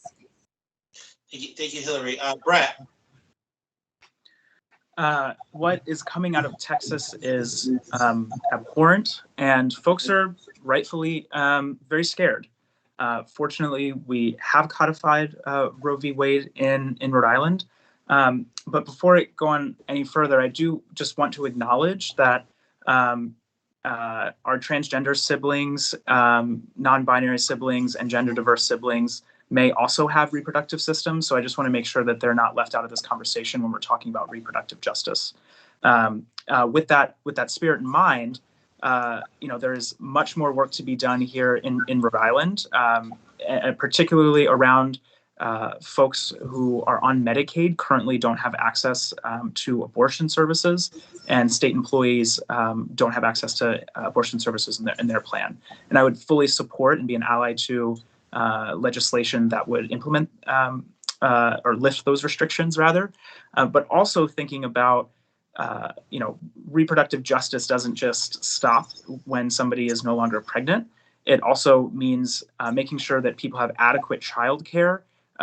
Free universal childcare would be ideal. Also making sure that parents have paid parental leave for as long as is necessary for them to build a healthy relationship with their newborn.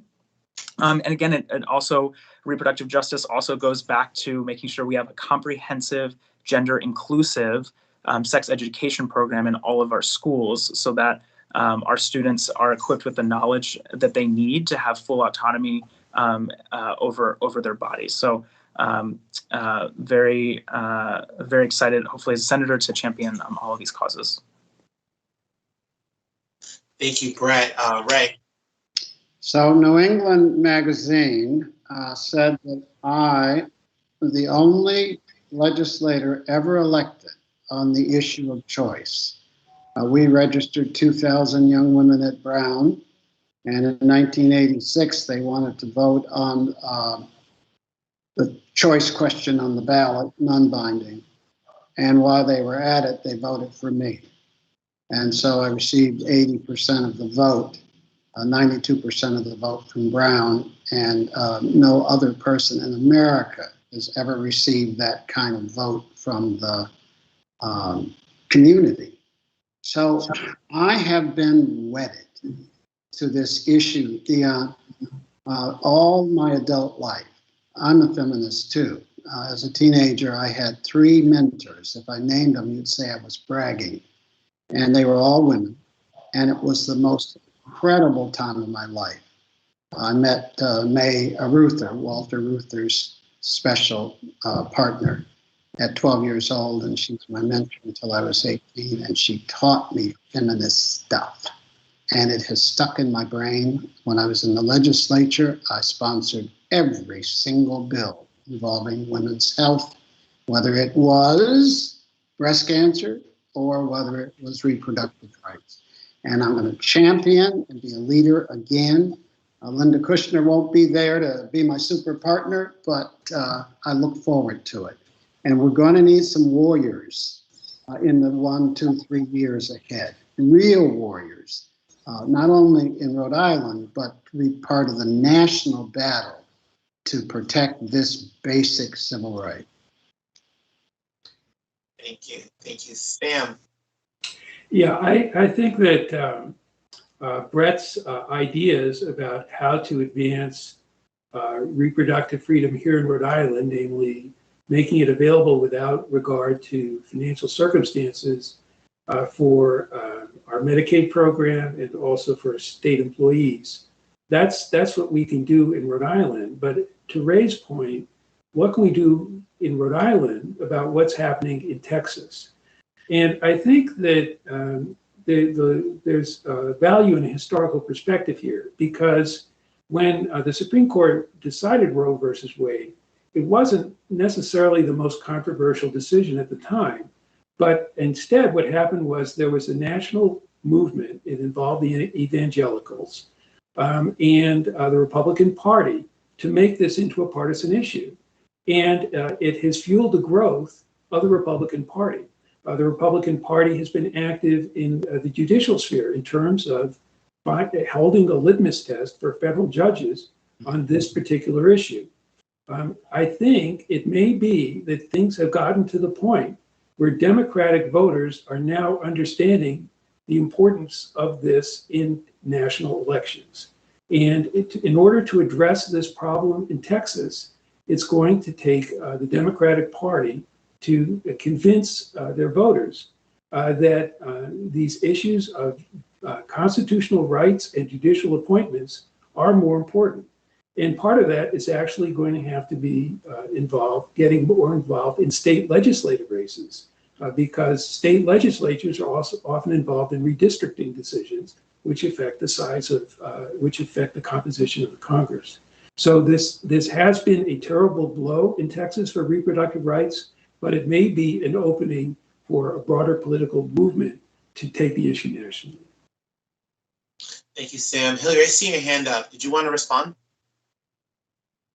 I just wanted to add that, abortion is healthcare for everybody, however they identify. And in Rhode Island, we did protect the right to access an abortion, but we haven't made sure that everybody can equally access that right. So yes, like Medicaid coverage of abortion is an issue, both nationally, also here, state employee coverage. And we've been making other progress in other areas, like around Black maternal health and doulas, but there is still so much more to do. And we can't let up on this fight precisely because of what we're seeing happening at the federal level. So Rhode Island can continue to be a leader here for everyone. And I think that's really, really important that we not let our foot off the gas here. Thank you very much. So we're getting ready to come to the conclusion of the debate. I do have a question I wanted to ask to both Sam and Ray. Sam and Ray, there's a huge push right now to ensure that we have younger people running for office, young people securing the office, and you guys have been around for a very long time. Sam, you've been on city council, you've been a state rep, also worked with Stages of Freedom, and you guys have a vast amount of experience. Ray, you and I have talked several times. As a matter of fact, Sam, back when you were in city council and I assisted Councilman Dion Sanchez, I've sat down and listened to some of the things that you have done also in committee. The question for you both I have is, what new can you bring to the table? We know what you guys have done, but what new can you bring to the table that will be different, something that will be different that you can do that's never been done before? And I'm gonna start with you, Sam, on this one.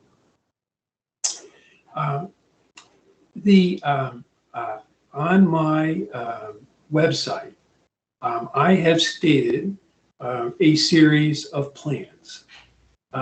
It is valuable in a forum such as this one to talk about our goals.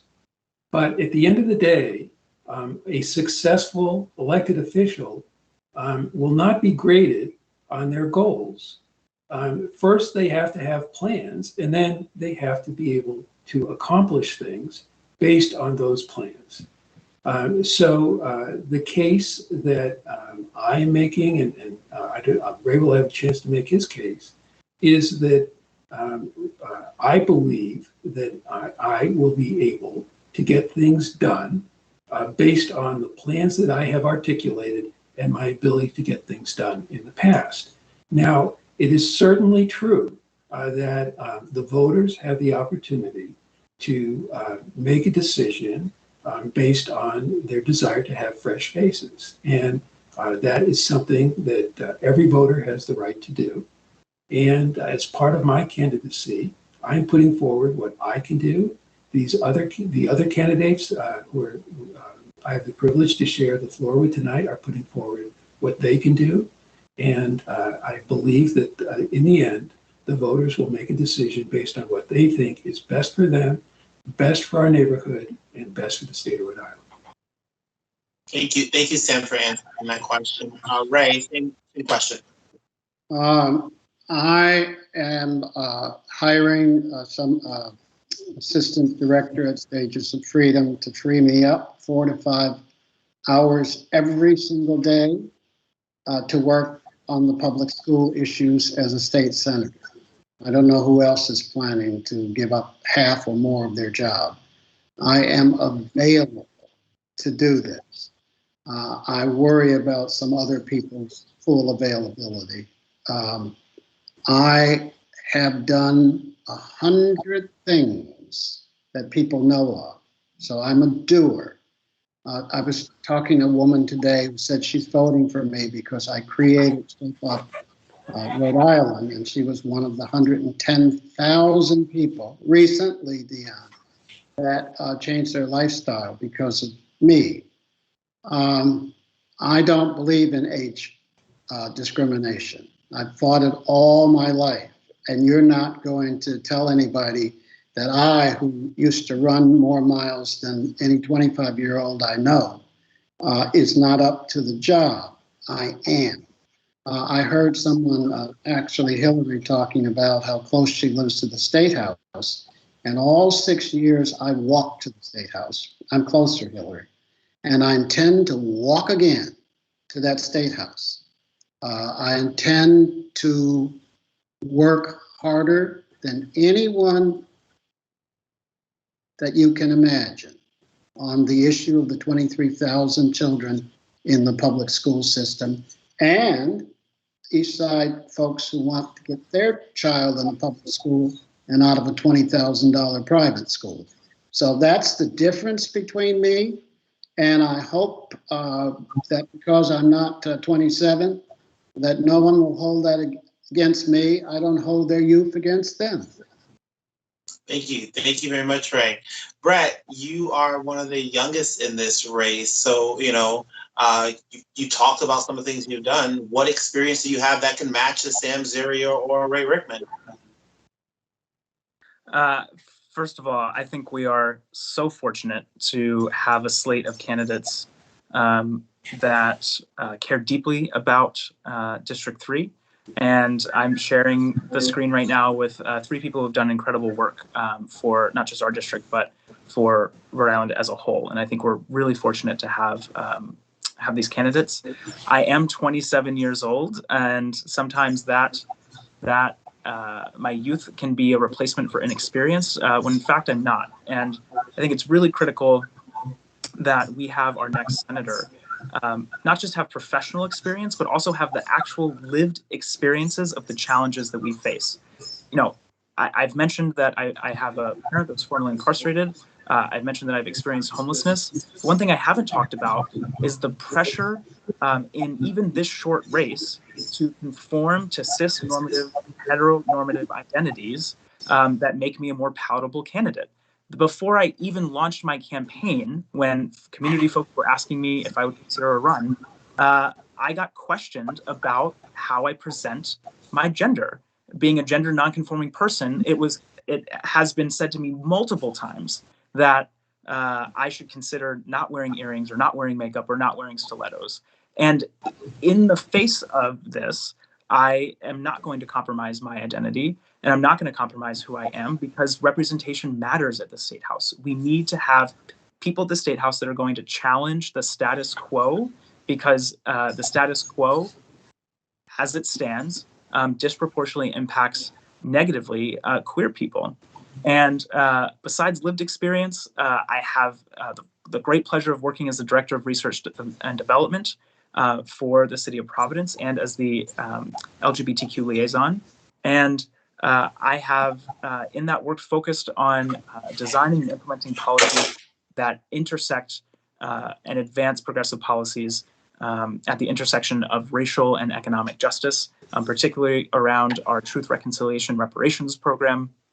As I mentioned before, the Behavioral Health Crisis Response Program and a Driver's License Restoration Clinic. These are actual policy solutions that impact, that positively impact our community members. And it's this level of energy that I'd like to bring to the State House to continue to get things done. Thank you, Brett. And Hillary, we talked about your experience with teaching and experience that you've rallied. What other experiences do you have that you can bring to this race, to this position? I apologize. You cut out at the very beginning. Could you just say the very beginning? About that. You have so many experiences. We talked about your experience through the teaching. We talked about your experience of also going down to the State House and rallying at the State House for different legislative agendas. What other experiences do you have that qualifies you for the position to be senator? Well, you covered some of them, but I have to say that even just being on this call, and I can see all the back end stuff that's going on too right now, everyone that's on the screen, I'm the only person that identifies as female. And so I do think that that's significant right now in this moment. At today in 2021, and we have fought for a long time for this, the Senate chamber is 50% those who identify as female, 50% those who identify as male. And that's a huge accomplishment. And again, we have more work to do, but that's a serious thing that we worked very hard for over the years.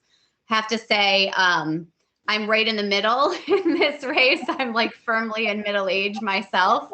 So I'm 41, since we're all sharing our ages. I have nothing to hide with my age. I am a parent. I have 2 young kids who are not old enough to be vaccinated, if that gives you a good sense of where my mind is often these days. I also am dealing with aging parents every single day, thinking about these issues. And I think that's a perspective that we don't always have covered at the State House as well. And so I have been doing the work the past several years at the state level and been engaged on issues and advocacy where we can really make a difference at the state level. I have lots of experience that I can point to in terms of public policy and social policy and all of those sorts of things. But what I think really matters is that I do have the energy, I do have the dedication, and I have the track record to show that I can get things done and I can be a leader for this community in many different ways. And I hope that I can earn the residents of District 3 support next Tuesday on October 5th. Thank you so much. So we do have final comments coming up. We're going to take a quick 30 to 60 second break so you guys can get ready to hear from the candidates on their final thoughts. And then I'll be wrapping up with my final thoughts. So don't go away. We have final thoughts coming up.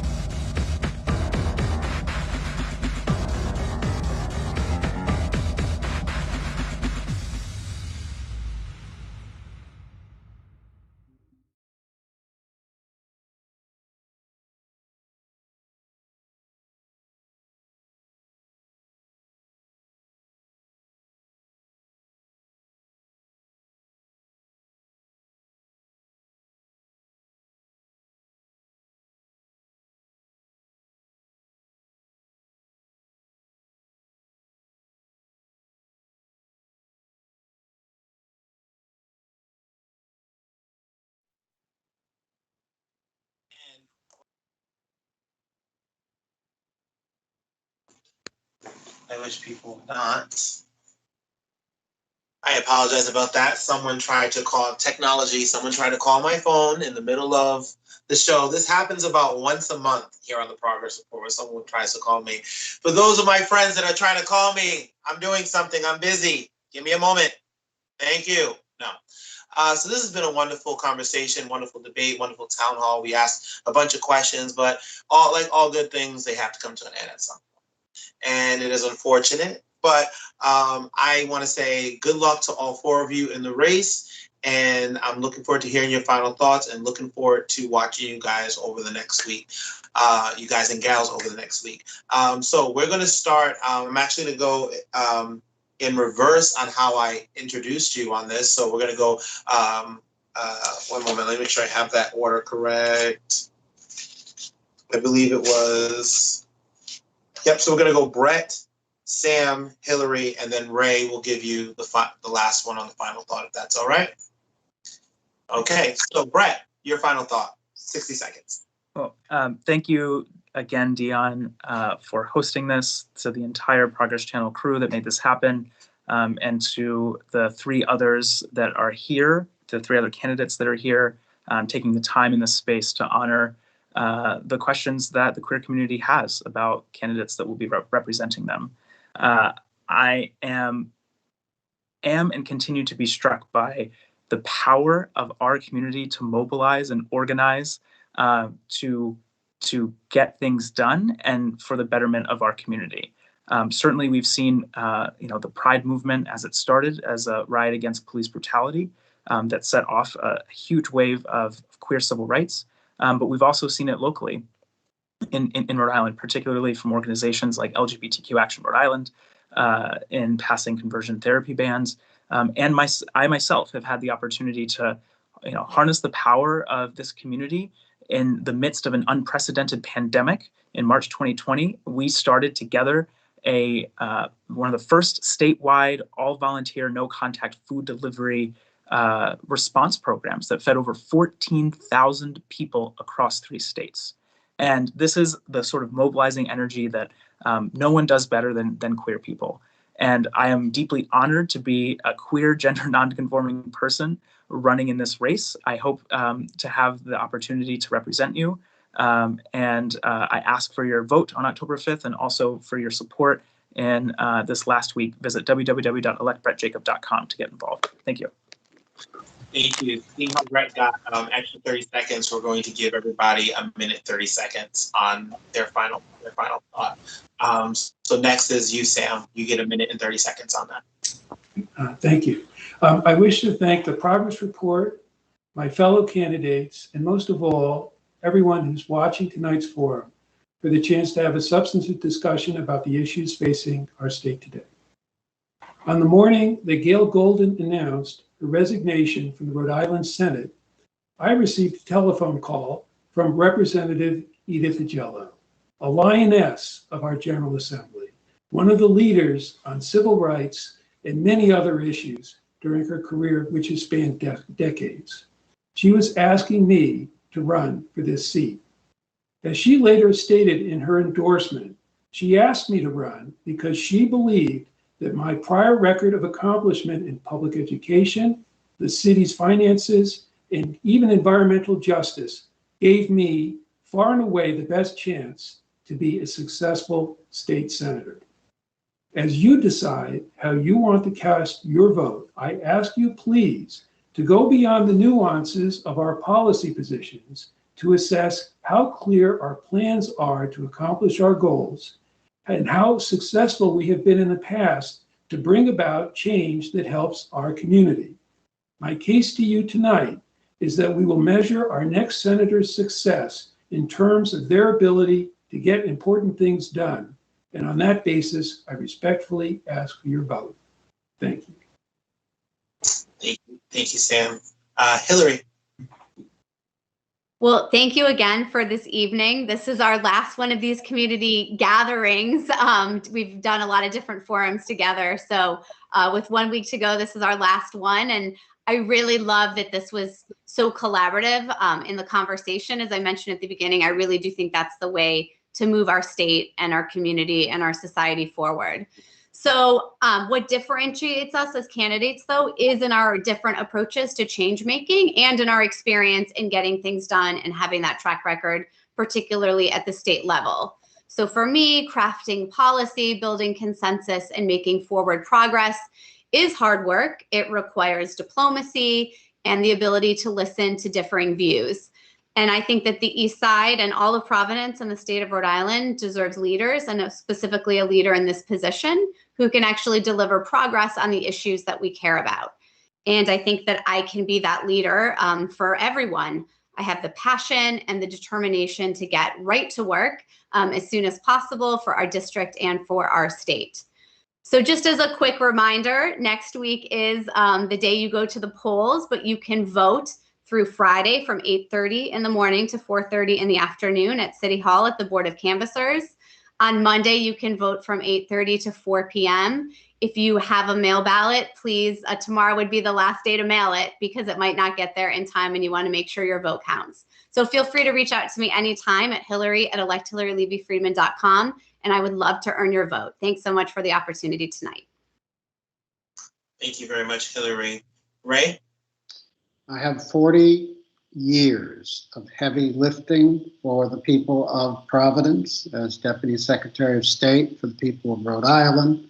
My friend Patrick Kennedy, our former congressman, will endorse me tomorrow because we sat shoulder to shoulder with a half dozen progressive legislators and did groundbreaking endeavors. When we went to the General Assembly, you voted on the budget 1 hour after you saw it. When I left, it was 8 days. Common Cause honored me 3 years in a row as Reformer of the Year. I have a track record that is productive, deep, and strong. And I came out of my social work helping low-income children all day long, 6 and 7 days a week, to go to the Senate to help those 23,000 children for the short 14 months in this term. I know how it works, the Senate, the House. I know all the major players, and I've been writing legislation every morning for a half hour. I'm ready to serve. I ask you for your vote. I ask you for your kindness. But above all else, I ask you to elect me to the Senate for this short term to help the children of Providence. Thank you. Thank you, Ray. So let me thank Ray Rickman. Let me thank Sam Zuria. Let me thank Hillary Levy-Friedman and Brett Jacob for taking the time out of their busy schedule to sit here with me and have this conversation. All right, so I'm going to go into my final thoughts, Chairman. Thank you very much. So it always comes down to what is our rights and what is our responsibility for me, right? And yes, we have our rights. We have the right to freedom. We have the right to the pursuit of happiness. We have the right to liberty, but we also have a responsibility. And that responsibility is to make our voices heard. There are people out there who can't make their voices heard in this election. And let me just tell you this, in this election, there is a lot at stake. We're talking about, we talked about Leopold tonight. We didn't even get into the deep on even talking about education and what the education state in the state is like. Today, you saw 4 candidates that have similar ideas, but have different approaches. The question is, what approach do you want to see from your senator? Who do you trust? Who tonight, in their final talk, has gotten you to switch over and believe in them? Here at the Progress Report, we do not endorse candidates. But I will say this, any one of these candidates, I think District 3 and the state would be honored to have. So with all that said, Rhode Island, y'all have a good night. I'm about to go get some sleep. Actually, I'm gonna get some food first in me, and then I'm gonna get some sleep. But until next time, you all have a wonderful night. I'll see you next Tuesday. Good night, Rhode Island.